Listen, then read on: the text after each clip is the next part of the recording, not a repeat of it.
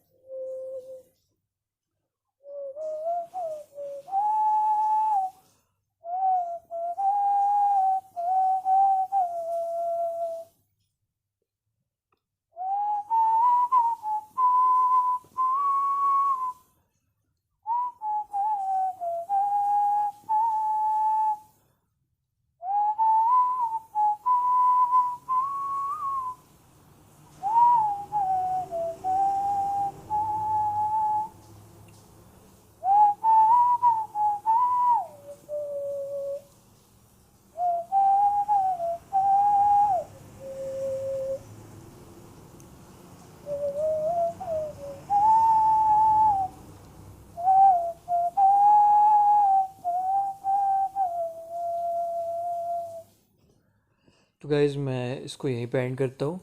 I hope आप सबको ये बहुत ही ज़्यादा अच्छा लगा हो। अगर अच्छा लगा हो तो प्लीज़ प्लीज़ प्लीज़ इसे लाइक एंड सब्सक्राइब करें। Thank you.